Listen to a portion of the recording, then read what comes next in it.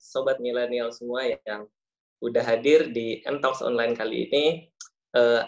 Apresiasi besar buat teman-teman yang udah nyempetin hadir. Plus online dong buat yang lain. Ya, hari ini kita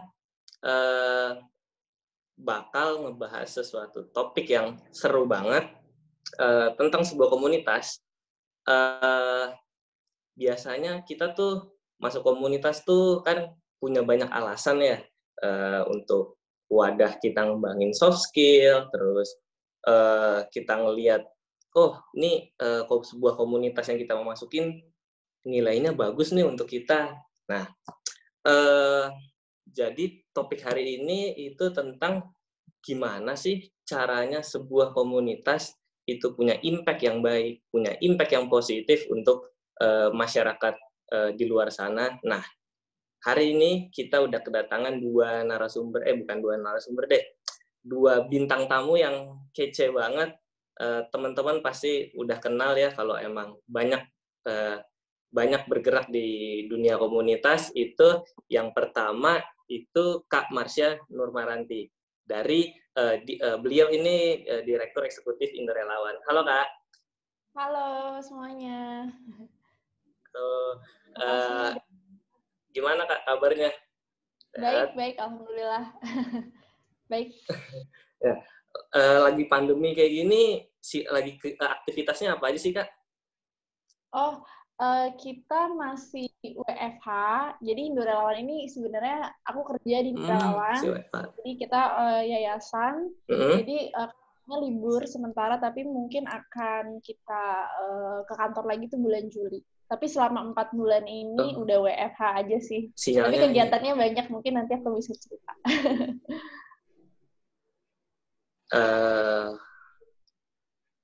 Kak, sinyalnya putus-putus nih.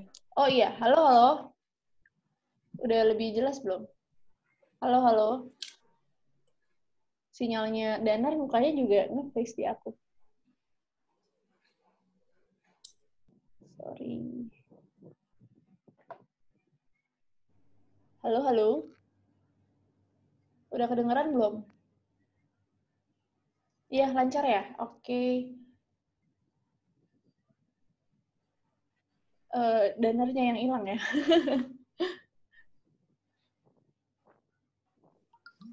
Tunggu sebentar Kak, aku yang hilang. Oh, oke. Udah kedengeran lagi. Aku coba nyalain lagi. Udah kedengeran lagi kok, Danar? Iya, sip. Mantap. Kak, tadi sorry, aku udah kepotong. Nggak apa-apa. Ya, aman ya. Iya. Apa kan tadi Kak Asa udah sharing aktivitas lagi apa. Nah, ini kita kedatangan bintang tamu yang kedua, itu Kak Pandu Wicaksono. Beliau founder dari komunitas Pandu Lisane. Halo Kak. Halo Danar, halo teman-teman semuanya. Kak Asa, halo. Hai Pandu. Ketemu di sini. Iya. Gimana Kak, kabar? Sehat? Alhamdulillah, semakin bugar WFH ya kan. WFH tuh emang nggak bisa kalau nggak tangannya nyemil-nyemil buka kulkas itu nggak bisa. Jadi ya semakin bugar badannya. Yang penting sehat. Insya Allah. Yang penting sehat. Sehat dan bahagia. Aktivitas lagi apa aja nih Kak Pandu? Kalau aku kebetulan karena di kantor belum sudah bisa WFO, tapi nggak semua orang bisa WFO, harus ada izin dulu dari atasan dan lain sebagainya. Dan kalau nggak penting-penting banget kita nggak WFO. Jadi masih WFH aja kerjanya, kegiatannya, sama mungkin kita sedang merencanakan kegiatan buat Pandu Lisane sih. Nantinya akan ada kegiatan ke depannya selama kita online ini. Gitu. Nah ini ya, mantap.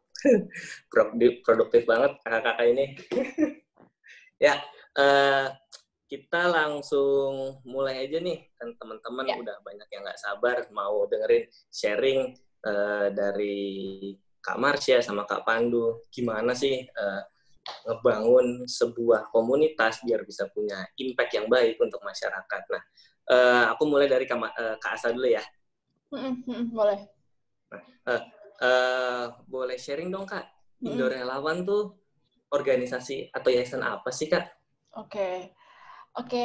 Mau nyapa dulu teman-teman. Halo semuanya. Ada 20 bulanan teman-teman ya di sini. Terima kasih hari-hari Minggu ini. Siang-siang lagi ya. Semoga semangat mendengar. Sharing-sharing aja sih sebenarnya hari ini aku. Jadi Indo Relawan itu kalau udah ada yang tahu, mungkin pernah lihat di Instagram gitu ya. Kami ini adalah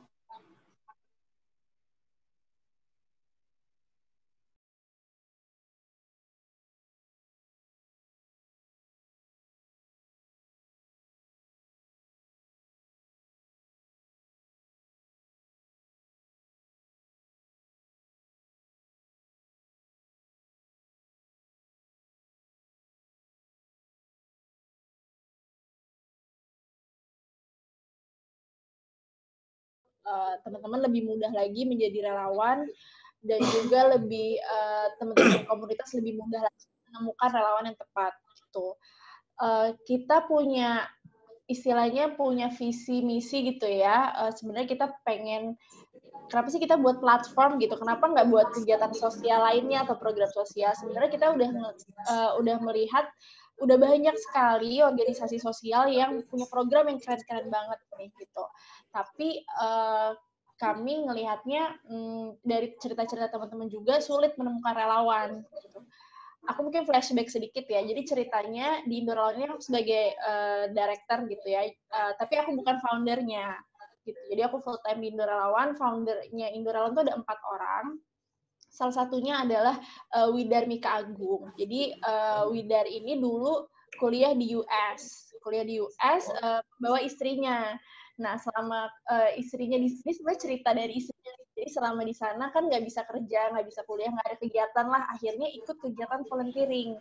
Dan di US sana tuh ada platform kayak Indo Relawan gitu ya. Udah banyak lah gitu, gampang kalau mau jadi relawan, meluangkan waktu, itu udah ada informasinya. Nah, begitu balik ke Indonesia, pengen dong kan, jadi relawan tuh kan, addicted ya.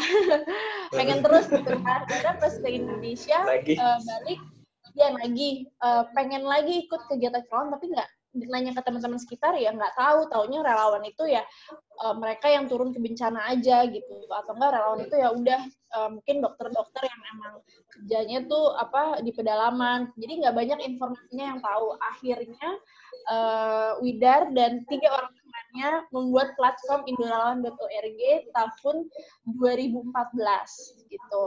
Jadi itu masih awal-awal banget. Tahun ya. Iya, dulu tuh awalnya belum jadi website, Kak. Jadi masih kayak menjodohkannya manual. Jadi organisasi A butuh relawan, jadi dicariin teman-teman kita gitu. Jadi by masih manual ya? Dulu, iya. Jadi karena mau lihat dulu kebutuhannya ini ada demand nggak ya gitu. Akhirnya sini ya kita harus buat suatu sistem. Jadi akhirnya dibikin website indorelawan.org yang istilahnya yang pertama gitu di 2015. Gitu sampai sekarang. Jadi jadi mimpinya sih supaya bisa lebih banyak lagi yang jadi relawan. Kita pengen istilahnya sih menghidupkan lagi semangat gotong royong, Kak, gitu. Kalau dulu kan istilahnya gotong royong tuh paling cuma kerja bakti, yang taunya gitu ya. Padahal sebenarnya kerelawanan itu juga bentuk gotong royong loh, gitu. Itu sudah ada di dalam diri kita gitu sebagai orang Indonesia gitu ya. Gotong royong tuh kita hidupin lagi dong. Tapi ini lebih kerennya anak-anak muda nih, bentuknya bentuknya kerelawanan, jadi relawan. Jadi supaya mimpinya itu, kalau kita tahu ya kalau gaya hidup kan biasanya nih kalau anak Jakarta sukanya ngapain sih, nongkrong kan, ngopi-ngopi, olahraga, atau sekarang nih lagi zaman yang naik sepeda gitu ya. Sepeda. Udah jadi hal yang dikerjakan secara sehari-hari gitu, bukan sesuatu yang wah lagi, siapapun bisa melakukan itu. Dan kita pengen jadi relawan itu juga kayak gitu. Jadi bukan hal yang aneh lagi kalau kita bilang, weekend kemana? Gue nanti ada rapat sama komunitas ini, terus gue mau jadi pembicara di sini, gue terus mau ngajar anak-anak, pandet ya gue juga nih gini-gini gitu. Jadi kayak udah biasa aja gitu jadi relawan di komunitas atau bikin jadi gaya hidup ya, Kak? Iya, jadi gaya hidup, pengennya kayak gitu. Jadi makanya kita butuh platform, kan butuh informasi ya. Mungkin masih banyak yang belum tahu, khususnya teman-teman anak-anak muda. Jadi makanya kita bikin websitenya, platformnya supaya lebih mudah lagi sih untuk jadi relawan dan komunitas yang udah bagus programnya untuk bisa menemukan relawan yang tepat, jadi kita hubungkan. Gitu kurang lebih. Panjang ya, maaf ya. Seru banget, dapat informasi yang jelas nih langsung dari direktur eksekutifnya. Jadi buat teman-teman yang pengen produktif, pengen waktunya tuh digunain hal-hal yang baik. Nah, coba dong ikutin kegiatan-kegiatan volunteerism ya kayak relawan dan lain-lain. Betul. Nah, kita mau yang kedua, coba Kak Pandu di unmute Kak. Nah, mau nanya nih, Pandu Lisana tuh apa sih Kak sebenarnya? Dan kalau boleh tahu kenapa sih namanya Pandu Lisana? Oke. Ini pertanyaannya sangat umum karena penulisan itu nggak menggambarkan apapun. Biasanya kalau misalnya komunitas kan menggambarkan nih ya, kayak misalnya Greenpeace, dia tentang lingkungan gitu, atau sanitarian itu tentang sanitasi gitu dan sebagainya. Kalau penulisan itu benar-benar orang nggak kebayang ini komunitas apaan gitu. Itu sangat wajar sekali. Oke, jadi komunitasnya Pandu, namanya itu Pandu. Pandu Fans Club, ya. Enggak. Pandu Fans Club, benar-benar. Oke, jadi kenapa? Boleh dong, boleh. Oke, jadi Pandu Lisana ini sebenarnya adalah sebuah komunitas isunya disabilitas, tapi di dalamnya mayoritas adalah teman-teman non-disabilitas. Jadi target kita itu sebenarnya kepada teman-teman non-disabilitas. Karena alasannya adalah singkatnya itu banyak orang-orang yang masih sering ketemu dengan disabilitas tapi nggak tahu caranya interaksi dengan disabilitas seperti apa. Misalnya ketemu teman-teman tunanetra di KRL gitu ya, terus mau bantu tapi nggak tahu mau ngomongnya seperti apa, atau ketemu sama teman-teman tuli gitu, terus dia mungkin pengen ngobrol tapi nggak tahu ngobrol seperti apa. Nah, Pandu Lisana ini sebenarnya adalah ruang aman bagi teman-teman semuanya untuk bisa bertemu antara teman-teman disabilitas dan teman non-disabilitas. Jadi kita bisa membuat Indonesia lebih inklusif, jadi semua orang itu nggak ada yang beda gitu, kita sama semuanya. Goalsnya seperti itu. Nah, kalau Pandu Lisana, kenapa sih namanya Pandu Lisana gitu kan? Kenapa namanya Pandu jadi overbranding kan? Sejujurnya awal banget itu namanya bukan Pandu Lisana. Awalnya itu kayak damping Lisane, bimbing Lisane gitu ya. Karena kita pengennya memang membimbing teman-teman tuli, daksa, dan netra. Jadi Lisane itu adalah akronim dari tuli, daksa, dan netra. 3 jenis disabilitas. Nah, terus ada seorang mentor, coach yang bilang bahwa kenapa nggak pakai namamu aja gitu. Karena kan Pandu itu maknanya juga sama gitu, membimbing, memandu, mendampingi gitu. Teman-teman Lisane, tuli, daksa, dan netra. Terus aku mikir, oh iya juga ya gitu. Akhirnya menggunakanlah namaku. Jadi awalnya itu bukan karena, oh iya namaku Pandu, aku bikin deh Pandu Lisane. Bisa aja antar ganti jadi Danar Lisane atau Marsha Lisane ya udah aja, tapi not that thing, tapi makna Pandunya itu sebenarnya yang diambil gitu. Nah, kenapa tuli, daksa, dan netra? Kenapa nggak kita ada teman-teman intelektual, mental, ataupun emosi yang kita dampingi juga? Karena pada saat itu aku belum terpapar dengan isu teman-teman disabilitas mental atau intelektual atau emosi. Jadi masih bingung nih ketika nanti aku pengen berbagi tapi aku merasa tidak ada kapasitas di situ. Nah, ketika dengan teman-teman tuli, daksa, dan netra, kebetulan aku dulu bekerjanya sebagai juru bahasa isyarat. Terus kemudian aku juga cukup sering komunikasi dengan teman-teman daksa dan juga netra karena pekerjaanku dulu juga sampai sekarang sih sebenarnya itu relate ke teman-teman disabilitas. Jadi ya akhirnya mengambilnya tuli, daksa, dan netra. Gitu. Ya, wah, seru banget tuh buat teman-teman kan udah berapa tahun ya, maksudnya bahasa isyarat itu udah mulai tergaung kan. Nah, buat teman-teman yang daripada waktunya nggak produktif, nah coba ini gabung ke komunitasnya Kak Pandu. Nah, kita balik lagi ke Kak Marsha ya, coba Kak. Oke. Nah, kan udah 5-6 tahun ya kayak Indo Relawan udah terbentuk. Nah, kira-kira tantangannya apa aja sih Kak dalam pas mulai membangun terus mulai memaintain ini kan umur yang tidak muda 5 tahun kan. Coba Kak sharing ke kita. Oke. Jadi aku sebenarnya gabung di Indorelawan tuh nggak dari awal ya, dari 2016.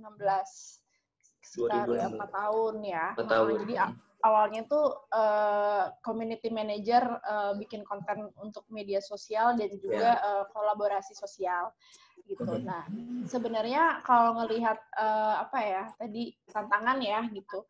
Udah lama nih tantangannya tuh yang pertama adalah sustainability. Keberlanjutan organisasi, gimana caranya kita bikin kita mau ngerjain apa lagi gitu, gimana kita bisa bertahan gitu dengan segala keterbatasan yang ada gitu. Indorelawan tuh sedikit, kami NGO hanya ber-6 ini adalah 6 orang yang bekerja full time di Indorelawan, didampingi juga oleh 4 co-founder kami yang sebagai mentor, dan di dalam organisasi kami juga ada relawan, jadi ada relawannya Indorelawan.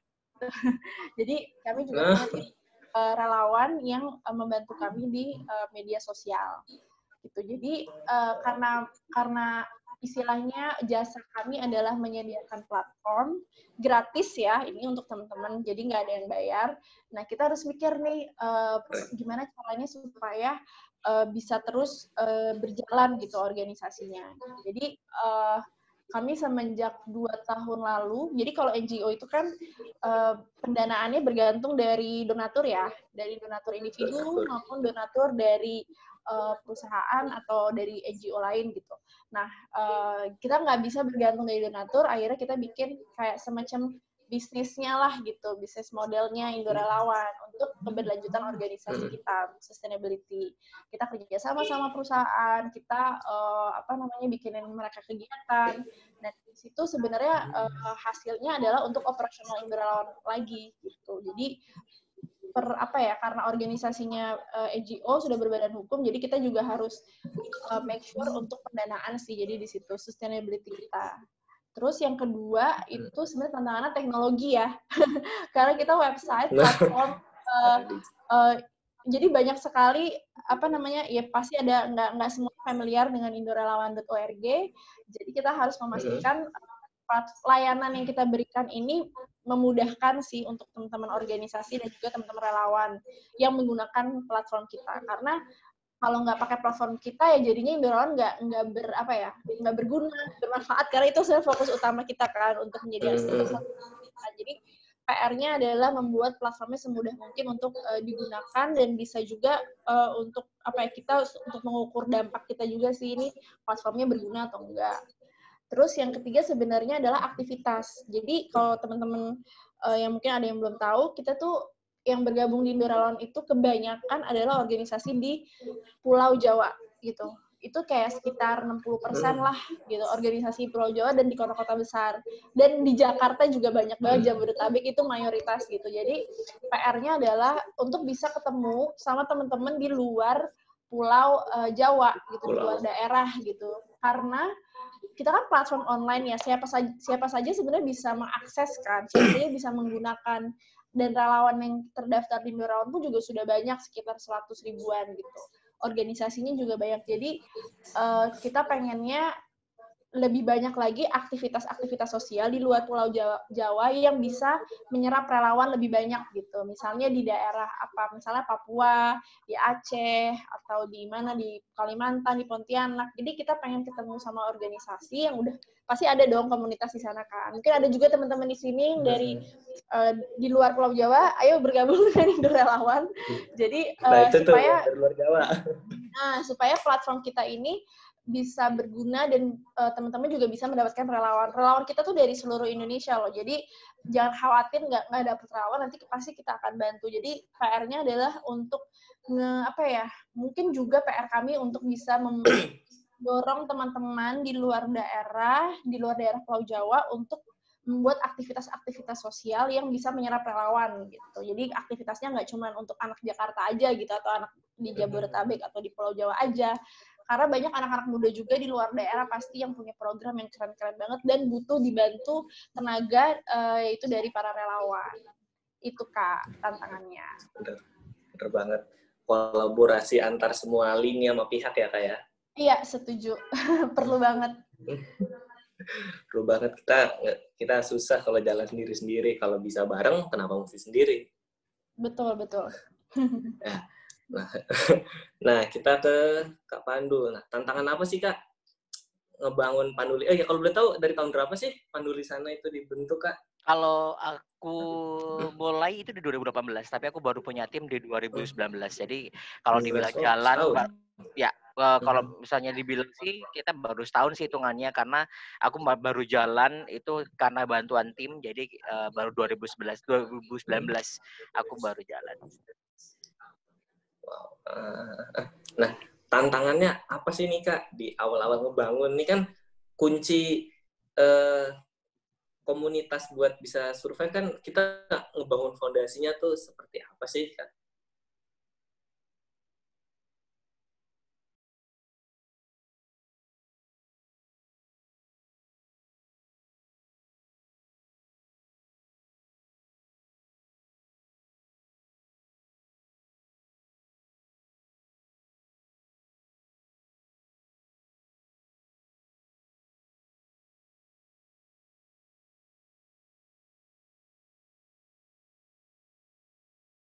Tantangannya sebenarnya banyak ya, dari internal ataupun eksternal. Kalau dari internal itu sebenarnya lebih ke bagaimana untuk ini masih PR juga bagiku sendiri gitu, karena gak mudah dengan berbagi dengan banyak kepala, dengan banyak anggota di dalam Maduli Sandi sendiri untuk ikut semuanya gitu ya, karena ada kadang-kadang ada yang pemahamannya berbeda, ada yang dari dari prinsip yang berbeda, itu yang masih PR dari penulisannya sendiri untuk menyamakan semuanya, jadi visinya kita itu bisa satu gitu. Kemudian yang kedua, kalau dari eksternal sendiri masih ada beberapa hal yang harus kita untuk perbaiki juga. Kita untuk pursuing ke teman-teman disabilitas sendiri terutama, karena selama ini memang kita fokusnya ke teman-teman non disabilitas, sedangkan ternyata disabilitas kita belum kayak kita belum nyiramin dengan bagus nih. Jadi belum banyak teman-teman disabilitas kita yang masih tergabung di Peduli Sana juga. Tujuan kita inklusif, tapi kita belum menggabungkan keduanya. Kita masih berat sebelah nih, masih di non-disabilitas aja. Sedangkan disabilitasnya hanya beberapa aja. Nah, mungkin yang ke depannya yang kita pikirkan adalah gimana caranya keduanya seimbang. At least kedua-duanya bisa bersatu semuanya gitu. Nah, itu yang masih kita perjuangkan juga.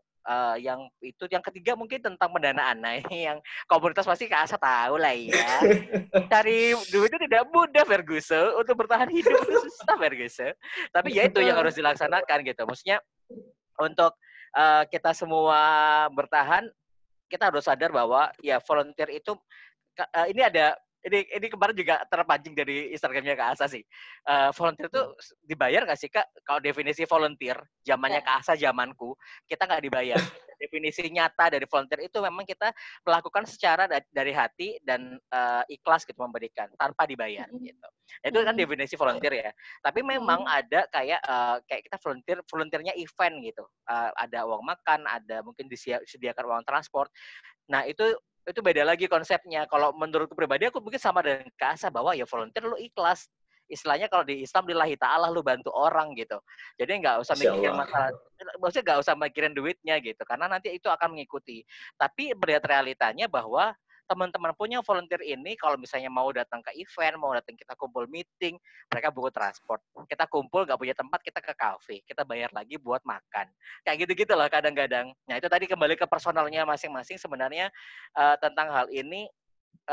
Ini yang aku perjuangkan adalah minimal teman-teman dari penulisannya sendiri itu less untuk mengeluarkan duit. Paling nggak kita punya keuangan sendiri, kita putar sendiri keuangannya. Kalau ternyata kita emang nggak perlu ngafil lah, kita potluck aja, kita beli rujak, kita ulek rujak bareng, kumpul bareng. Itu seru kan maksudnya. Nah, tapi dari uang kita sendiri, tanpa kita iuran, tanpa kita harus kepaksa untuk datang, tapi gimana caranya, itu yang masih kita pikirin juga sih.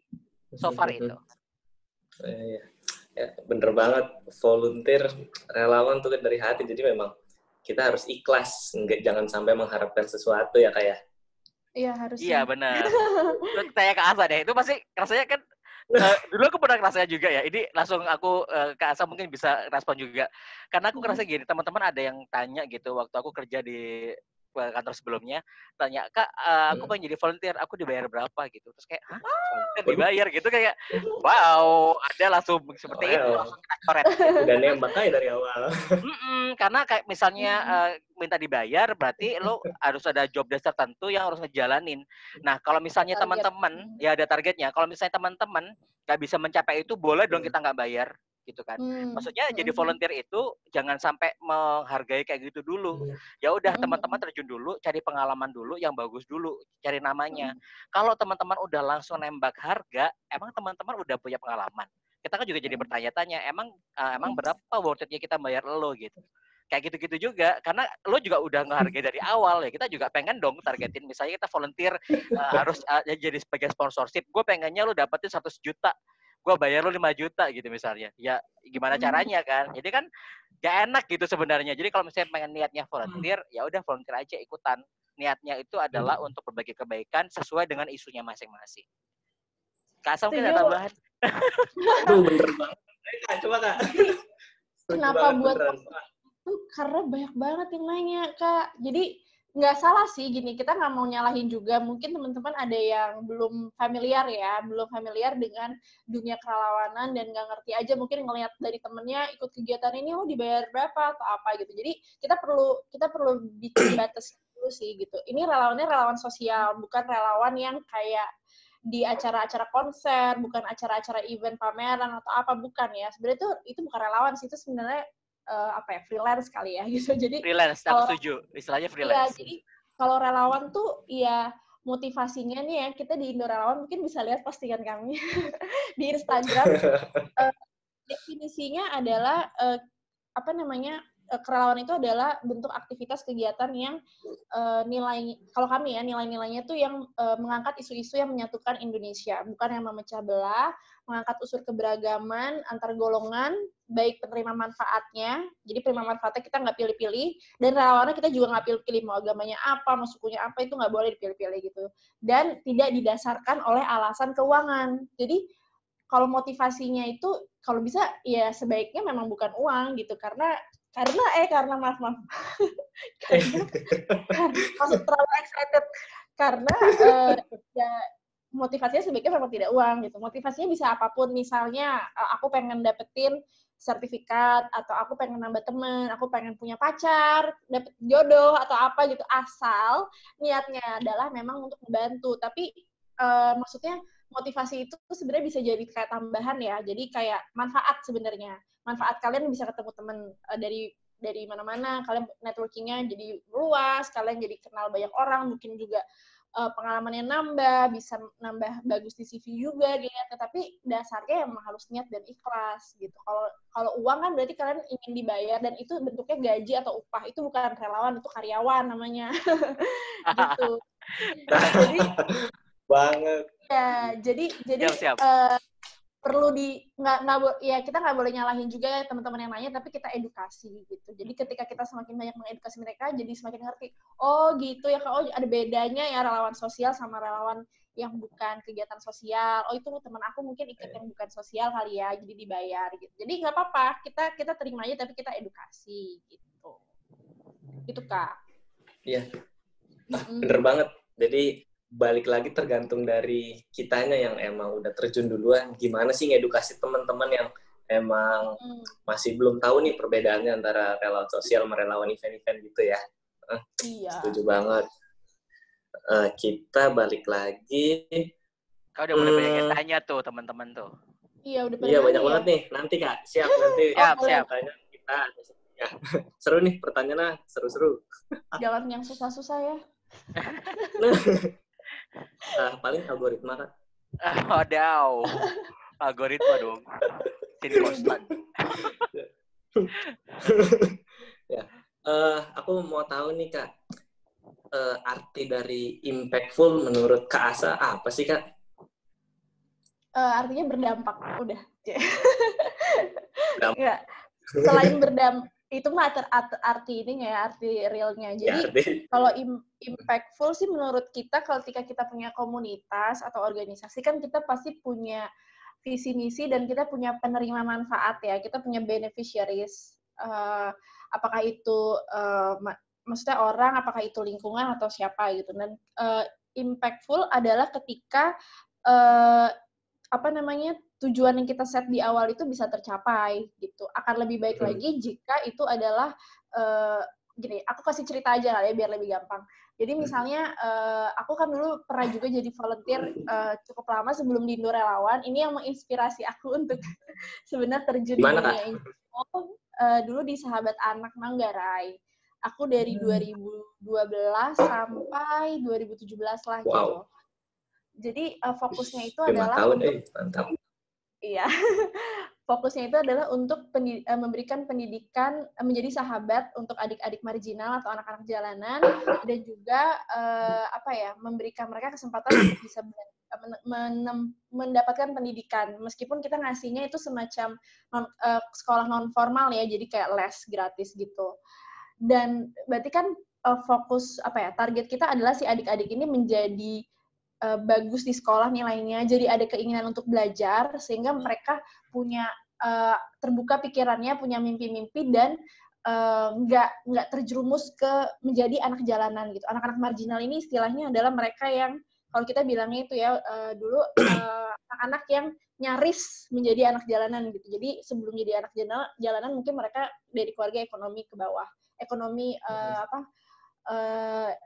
ke bawah ya. Jadi kayak kita pengen supaya memastikan mereka mendapatkan pengetahuan, wawasan, sehingga mereka punya mimpi, mereka mau berusaha dan bekerja.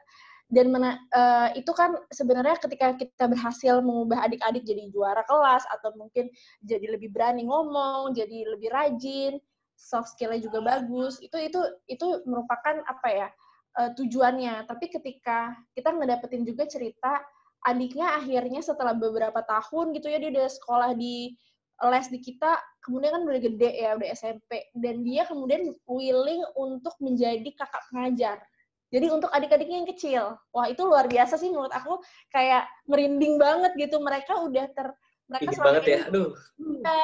Karena kita ngeliat dampaknya sebenarnya cuma ya udah deh lo sekolah aja gitu, tapi kita nggak minta mereka juga untuk jadi relawan atau meluangkan waktunya untuk ngajarin adik-adiknya yang masih SD gitu. Tapi mereka willing dan melihat itu secara positif dan pengen kayak kakak-kakaknya pengajar ini kalau udah kerja, kalau udah kuliah, meskipun masih sekolah, ada yang SMA juga mau jadi relawan. Jadi itu sesuatu yang menurut aku sukses dan berhasil sih, kita bisa melihat itu berhasil karena mereka merasa berdaya dan mandiri dan mau meneruskan mau terlibat lagi dan meneruskan perjuangan dari organisasi. Jadi impact-nya nggak hanya ke adiknya, tapi adiknya memberikan impact lagi ke adik-adik di bawahnya nanti kayak gitu lagi. Itu menurut aku akan sangat impactful gitu ya, definisi impactful. Jadi kita mengharapkan A, tapi ternyata yang terjadi adalah Z gitu. Wah itu kan sangat bagus sekali. Tapi perlu cara dan perlu strategi dari organisasi sendiri untuk bisa sampai ke tahap itu, kayak gitu sih. Kalau dari aku ya. Nah, kalau dari Kak Pandu apa nih Kak, dari perspektif Kak Pandu? Ya mungkin sama lah ya, maknanya impactful kan berdampak ya sebenarnya ya. Tapi bedanya mungkin kita harus tahu bahwa sebelum impactful itu kita punya meaningful nih. Meaningfully penting karena menurutku saat orang-orang terjun menjadi volunteer, dia kan ingin mencari makna ya dalam hidupnya ya. Ketika dia udah masuk, misalnya aku dulu cukup banyak mengikuti beberapa jenis komunitas yang lingkungan, komunitas yang tentang sampah, komunitas tentang anak-anak juga, sampai terjun sekarang ke komunitas disabilitas gitu. Nah, kadang kita butuh mencoba berbagai macam hal untuk mengetahui bahwa kita minatnya di mana, bahwa kita cocoknya di mana gitu. Jadi nggak akan serta-merta langsung masuk ke lingkungan terus aku langsung cocok gitu. Enggak juga gitu. Kadang-kadang kita masuk ke lingkungan kayak nggak cocok deh. Masuk ke semuanya nggak cocok. Ternyata kita cocoknya di komunitas pengembangan anak muda. Jadi pengembangan anak muda kan banyak tuh lininya kan. Bisa ke sampah, bisa ke apa macam-macam. Tapi ternyata kita adalah sebagai orang yang ngelit gitu misalnya. Itu juga nggak masalah. Sampai kita menemukan itu. Ya setelah kita udah meaningful nih, kita udah ngerasa bahwa kita masuk ke sebuah komunitas dan kita merasa bermakna, barulah kita akan masuk ke impactful. Ketika kita sudah merasa di tempat ini gue nyaman, gue cocok, apa nih yang bisa gue bikin ke orang-orang biar orang-orang minimal menemukan seperti apa yang gue temukan. Itu impact yang pertama. Impact yang kedua adalah seperti Kak Asa bilang, bahwa setelah impact yang kita harapkan, ternyata ada beyond expectation kan, ternyata sudah ditemukan juga bahwa hal-hal seperti itu. Kayak ekspektasinya Pandu Lisannya deh misalnya, harapannya Pandu Lisannya cuma satu, Pandu Lisannya bubar. Percaya atau enggak, ini aku bilang ke teman-teman volunteer lo, bener loh. Kalau misalnya goal kita adalah, kalau ada goal kita adalah orang-orang sudah inklusif, nggak ada lagi tuh orang-orang yang beda-bedain orang disabilitas ataupun enggak, semuanya kita udah sama. Terus kita buat apa dong ada Pandu Lisan nih? Buat apa dong kita harus ngasih advokasi ke orang-orang? Kita udah nggak dibutuhkan lagi. Kita bisa bubar, tapi kita mungkin bisa ganti nama, kita bikin sesuatu gerakan yang baru kayak gitu. Jadi kayak apa ya? Jadi teman-teman harus sadari dulu meaningful-nya dulu, baru ke impactful tuh. Jadi supaya tahu, supaya merasa bermakna dulu di kita udah selesai, kita udah pakemnya udah.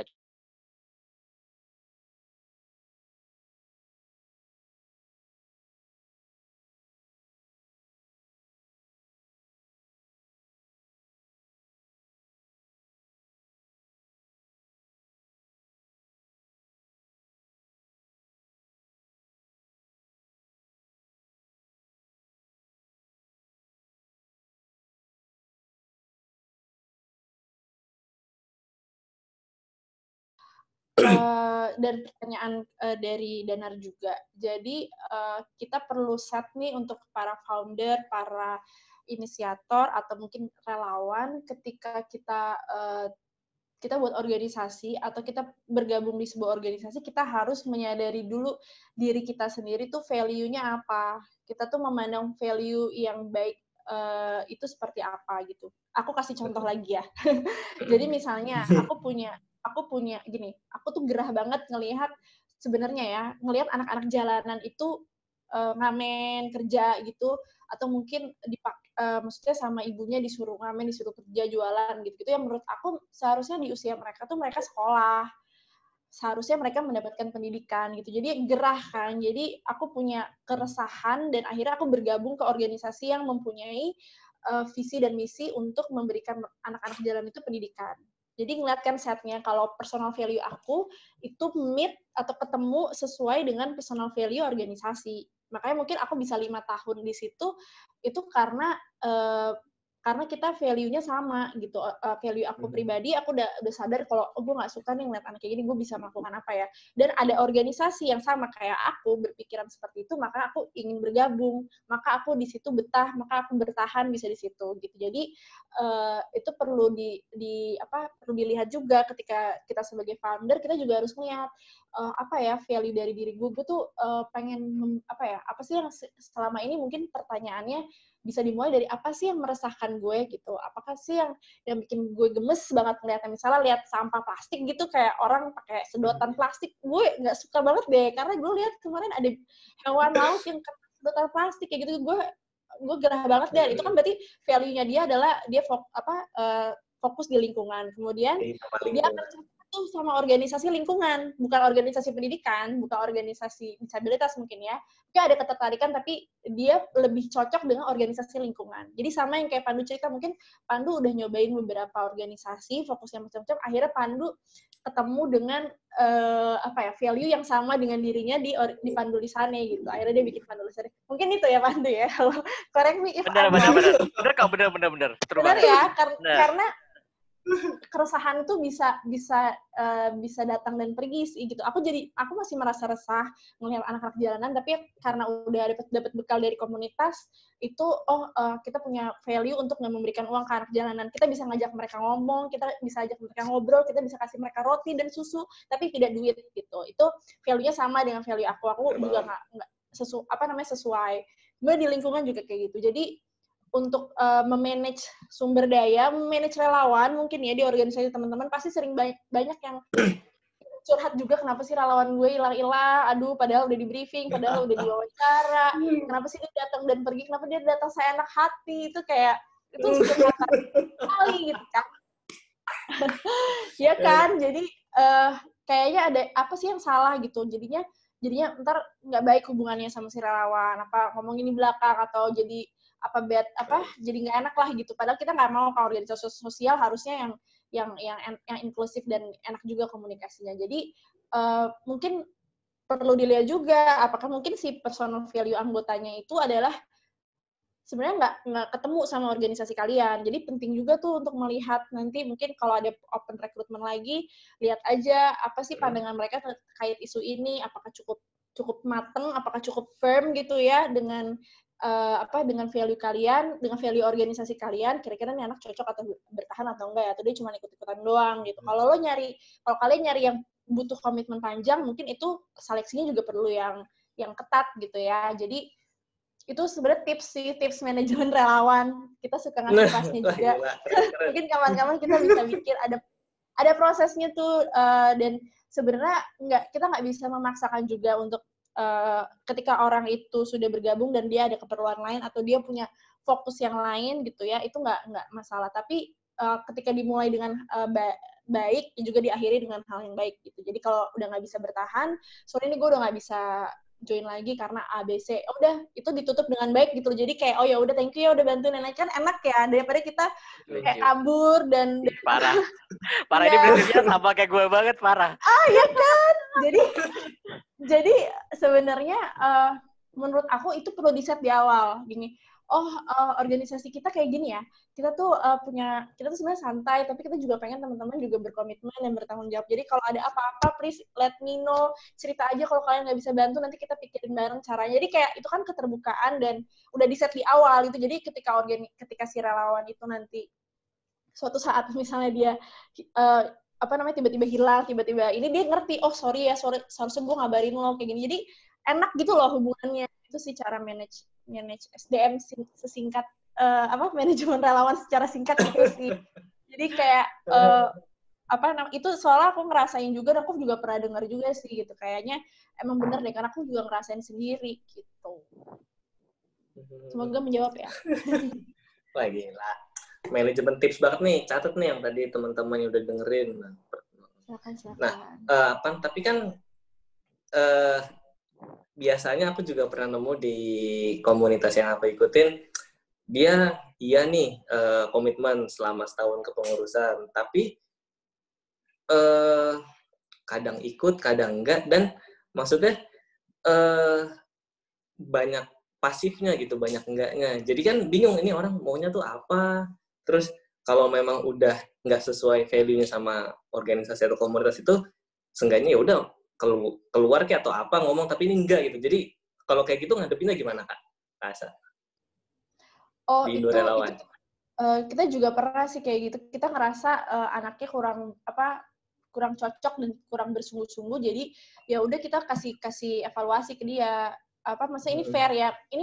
Ini akan honest feedback. Jadi mungkin orang Indonesia nggak biasa terima feedback yang sangat jujur gitu. Tapi itu perlu. Jadi biar dia nanti juga di organisasi lain juga nggak ngelakuin itu dan dia tahu dia salah gitu. Jadi perlu di set sih mungkin di awal atau mungkin ditanyain lagi keterlibatannya gimana. Sorry ya kalau misalnya dikasih andai-andai. Jadi kalau lo kayak gini atau ini kita jadi misalnya dampaknya tuh apa, misalnya progresnya jadi lama banget nih, jadinya kasihan yang lain. Jadi kasih perspektif lain, tapi kita juga mengerti posisinya dia. Mungkin lo sibuk ya, tapi tapi kita juga butuh banget nih orang untuk megang. Tapi kalau lo nggak bisa juga nggak apa-apa kok, let me know.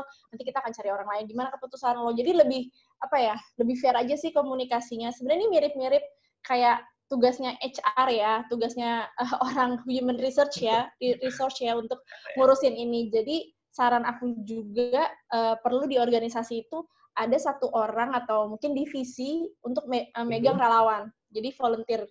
Jadi khusus untuk bantuin recruiting, seleksi, sama memonitor kerja relawan. Gitu. Jadi itu nggak bisa saja misalnya dikerjakan oleh founder, tapi juga harus ada. Jadi jangan sampai jadi kebanyakan kerjaan juga sih founder. Jadi mungkin perlu cari orang yang kira-kiranya itu enak, jago komunikasinya, terus enak kalau ngomong gitu, mau didengerin sama yang lain, kayak gitulah, istilahnya kayak kakaknya lah gitu ya. Jadi kita bilangnya waktu itu volunteer manager atau volunteer koordinator gitu ya. Jadi yang tugasnya adalah untuk mengelola relawan itu juga harus diurusin, jadi nggak bisa dilepas begitu aja gitu.